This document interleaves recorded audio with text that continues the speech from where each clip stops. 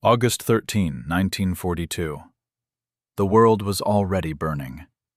Europe was drowning in mechanized slaughter. Asia had become a battlefield of empire, occupation, famine, and fear. Cities had fallen. Armies had collapsed. Millions of civilians were already trapped beneath the boots of expanding military powers.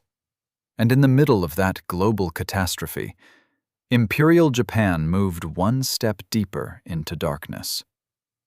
On this date, under the authority of General Shunroku Hata, a military order was issued in occupied China that would become infamous as the Enemy Airmen's Act. On paper, it was presented as law. In reality, it became something far more sinister, a legal weapon used to justify the punishment and execution of captured Allied airmen. But this story is bigger than one date and bigger than one decree. Because the truth is not simply that wartime Japan created one law and then began committing crimes. The truth is that Imperial Japan built an entire system in which brutality could be rationalized, organized, and hidden behind military language, official procedure, and the cold machinery of the state. To understand how that happened, we have to step backward, before 1942, before Pearl Harbor, before the Pacific War exploded across the map. We have to go back to a Japan transformed by crisis, ambition, and ideology. In the years before the Second World War, Japan was not merely becoming more aggressive, it was becoming more militarized in its soul. Economic hardship, population pressure, resource anxiety, and resentment against the Western powers all fed a growing belief that Japan's destiny could not be secured by diplomacy alone. Expansion was presented as necessity. Conquest was reframed as survival. Military action became, in the eyes of many, not a choice, but a national mission. Civilian government weakened. Parliamentary politics appeared indecisive and fragile. Ultra-nationalist voices grew louder. Assassinations and political intimidation helped clear the path for men who believed the army, not elected politicians, should decide the future of the empire. Young officers saw themselves as protectors of a sacred national spirit. They looked down on compromise. They despised hesitation. They believed discipline, sacrifice, and violence would restore national greatness. In that atmosphere, restraint came to seem weak, and law came to matter only when it served power.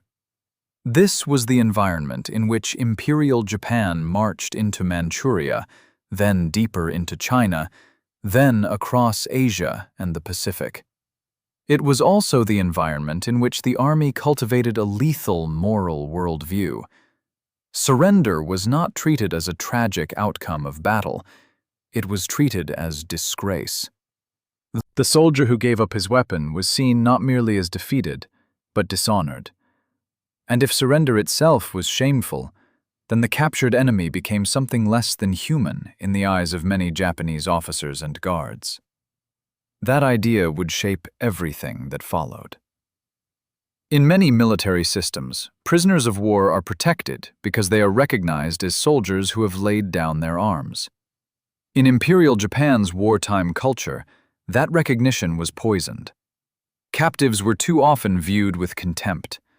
They were not worthy opponents any longer. They were failures, cowards, men without honor. And once a system adopts that view, cruelty no longer appears shocking. It begins to appear logical. If the captive has already been stripped of dignity, then denying him food, medicine, shelter, or mercy becomes easier to excuse. That is one of the central horrors of the Japanese wartime system. It did not always require a written order saying, "Be cruel." It only needed a culture in which cruelty no longer felt like a crime. As Japan expanded across Asia, it captured immense numbers of prisoners: Chinese soldiers, Allied troops, colonial troops, local resistance fighters, civilians accused of aiding the enemy, and countless people swept into military detention by chaos and occupation. On paper, there were rules, there were offices, there were categories, there were administrations responsible for prisoner affairs, but on the ground, the reality was fractured, contradictory, and deadly. Some captives were treated as formal prisoners. Others were classified in ways that effectively stripped them of meaningful protection.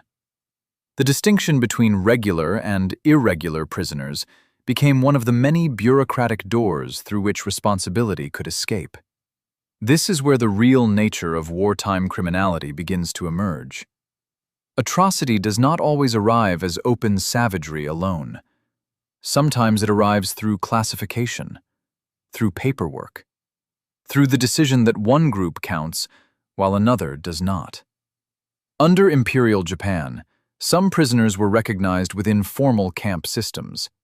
Others fell under military field commands, labor units, transport systems, engineering authorities, or occupation structures that did not treat them as fully protected prisoners of war.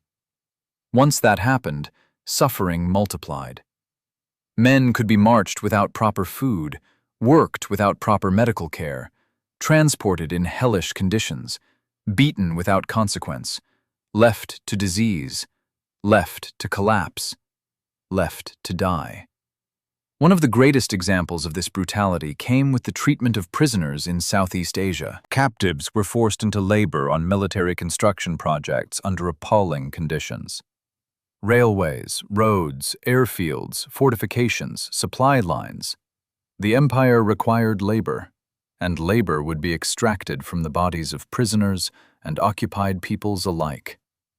Those who could still stand were made to work. Those who could not were beaten, abandoned, or simply erased by the pace of military necessity. In these places, responsibility was often split across multiple authorities. One branch demanded labor, another branch was supposed to supply food, another branch handled housing, another claimed no jurisdiction at all. And in that fragmentation, abuse flourished. When everyone had partial authority, no one could be forced to carry full responsibility. This was not merely accidental dysfunction. It was a moral collapse embedded inside administration.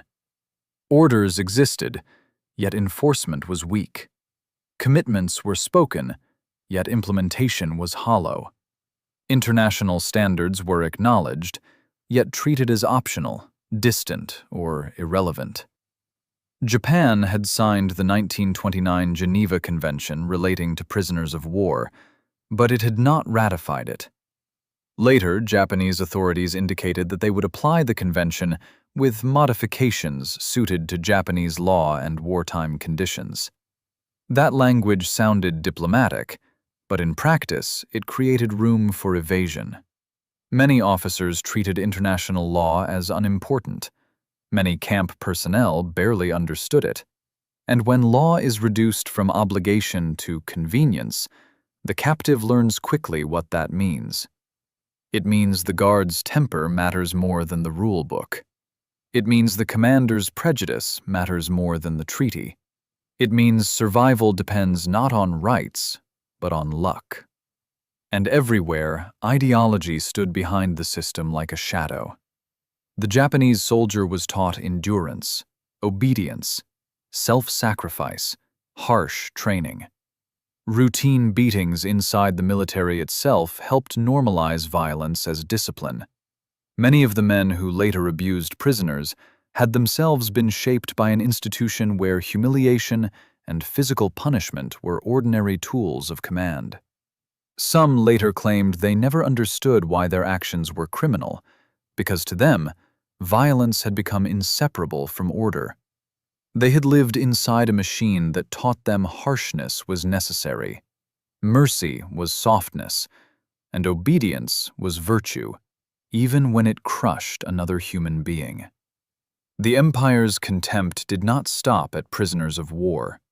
It extended into occupied societies, where military rule operated through terror, forced labor, collective punishment, and sexual violence. Few aspects of Imperial Japan's wartime system reveal that more clearly than the so-called comfort stations. The name itself was a lie. It was bureaucratic camouflage for a system of military sexual exploitation and slavery. Women and girls from across occupied Asia were drawn, deceived, coerced, trafficked, confined, and abused to service Japanese forces. And what makes this part of the story especially devastating is that it was not a matter of a few rogue officers improvising criminality on the margins. The record shows regulation, supervision, scheduling, pricing, medical inspection, reporting, and administrative control. In other words, the exploitation was organized. That is one of the coldest truths in this history. The abuse of women was not merely tolerated, it was managed. Military authorities and related administrators issued rules governing the opening and operation of these stations. There were requirements concerning hours, discipline, hygiene, and accounting. There were medical checks, focused not on the dignity of the women, but on maintaining a usable system for soldiers. There were procedures, permissions, and chains of supervision. The state did not need to write a document saying, "Commit rape." Instead, it established structures through which sexual slavery could function as policy beneath a veil of regulation. This is how atrocity often hides in official language. It becomes a matter of administration, a matter of transportation, staffing, health checks, supply, rank, and discipline. The monstrous is broken into procedures so that the people carrying it out can pretend it is normal. Imperial Japan's wartime bureaucracy did this repeatedly. It transformed human suffering into categories and tasks. It converted abuse into routines.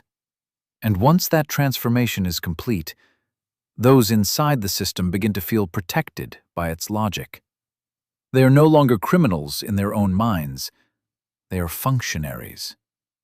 Nowhere is that more visible than in the legal treatment of captured enemy airmen. By 1942, the air war had introduced a new terror. Bombers crossed frontiers and struck military installations, transportation systems, and, increasingly, urban areas. Civilian deaths from air attacks were real and devastating. Governments everywhere exploited that fear. But Imperial Japan went further. In July 1942, Japanese authorities moved toward a framework that distinguished between enemy airmen who had supposedly complied with wartime law and those who had not.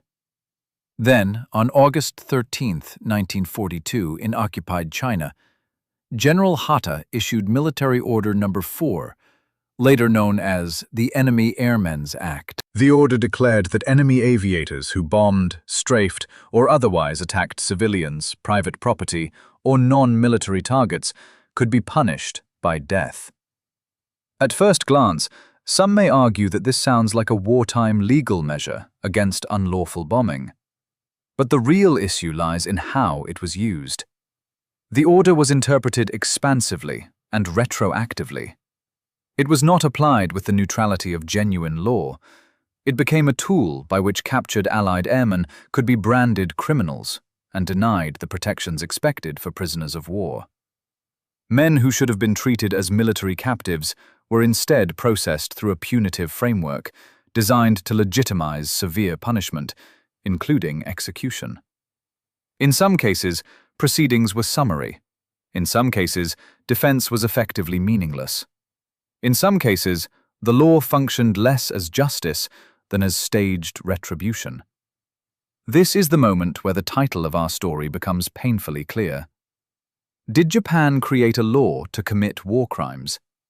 Not in the blunt, cartoonish sense, but here, unmistakably, was a law-like instrument used to create legal cover for what many historians and later observers would regard as war crimes against captured airmen.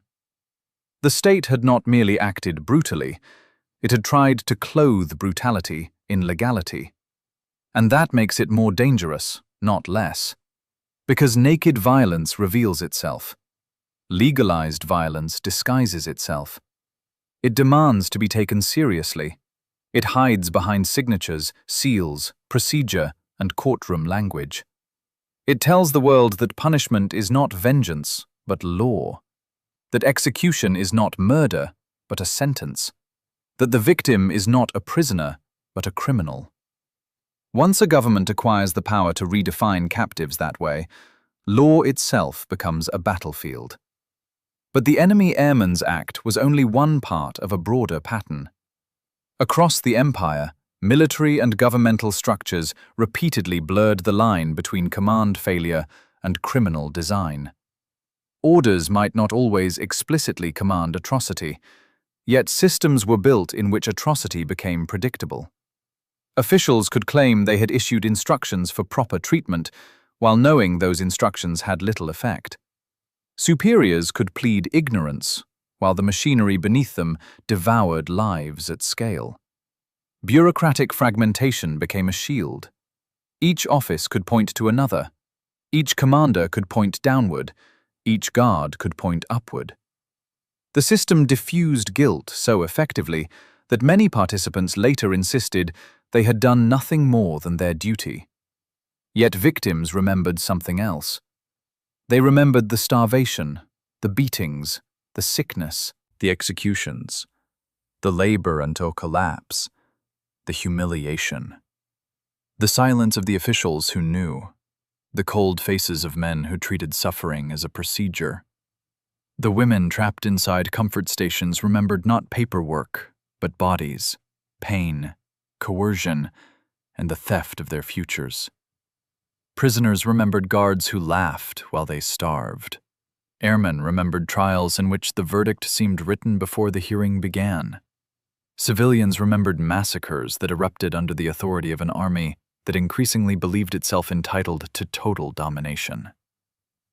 And this raises a deeper question. Was Imperial Japan's wartime criminality the result of lawlessness, or of a perverse form of order? The answer is both. There was chaos inside the system, yes.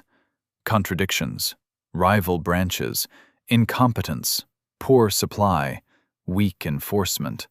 But there was also enough order to sustain mass abuse, enough supervision to run forced labor, enough regulation to manage sexual slavery, enough legal innovation to punish airmen, enough ideological coherence to treat surrender as disgrace and subhumanize captives, enough administrative discipline to keep the machine running even as bodies piled beneath it. That combination is what makes this history so chilling. It was not purely anarchic cruelty. It was structured cruelty. And structured cruelty is always more enduring because it does not depend on one sadistic individual. It reproduces itself through offices, commands, institutions, and habits. Men rotate in and out, but the system keeps functioning. The post-war trials struggled to capture that reality. Many lower-level guards and camp personnel were prosecuted. Some commanders were punished. The abuse of prisoners became a major issue in the Tokyo War Crimes Tribunal and in many subsequent trials across Asia. Yet even then, a powerful sense of incompleteness remained. Many of those prosecuted felt they had been singled out, while larger structures of responsibility escaped full judgment. Some had personally committed terrible acts. Others had operated inside systems that made abuse normal. But above them sat higher authorities, planners, ideologues, ministers, and command cultures that had shaped the entire environment. This was one of the great frustrations of post-war justice. How do you prosecute not only the hand that strikes, but the office that taught the hand to strike? How do you judge not only the man who beat a prisoner, but the military culture that convinced him the prisoner deserved no rights? How do you sentence not only the officer who enforced a comfort station, but the administrators who regulated it, funded it, and kept it supplied? How do you condemn not only a military court that sentenced airmen, but the legal doctrine that converted them from prisoners into criminals? There are no easy answers, but the records left behind make one fact impossible to deny. Imperial Japan's wartime crimes were not merely accidental outbursts of battlefield rage. They were connected to institutions, connected to ideology, connected to policy, connected to administrative frameworks that made cruelty easier to organize and harder to stop. And that is why the question still matters. Because history does not only warn us about obvious barbarism, it warns us about the moment barbarism learns to speak the language of legality. It warns us about governments that redefine categories of people so they can be denied protection. It warns us about military systems that glorify death, stigmatize surrender, and teach that mercy is weakness. It warns us about bureaucracies that split responsibility until no one is accountable for the suffering everyone can see. It warns us about states that issue regulations for exploitation and then call it order. It warns us about courts that are not courts, decrees that are not justice, and laws that are written not to restrain violence, but to excuse it. So, did Japan create a law to commit war crimes during World War II? If the question means, did it openly announce atrocity as lawful policy in one simple sentence, the answer is no. But if the question means, did Imperial Japan create legal orders, military doctrines, and bureaucratic systems that enabled atrocities, stripped victims of meaningful protection, and gave brutal acts the appearance of lawful authority, then the answer is yes, and the evidence is overwhelming. The Enemy Airmen's Act was one clear example. The prisoner system was another. The comfort station regulations were another. The broader culture of militarism and contempt for surrender tied them all together. What emerged was not one evil document, but an imperial architecture of abuse.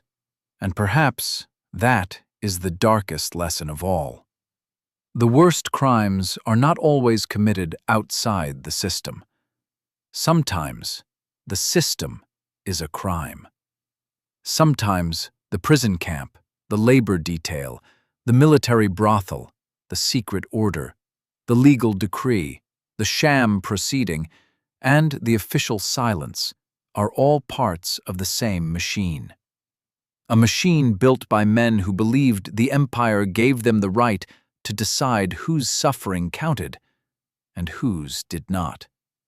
A machine that marched under flags, under slogans, under chains of command.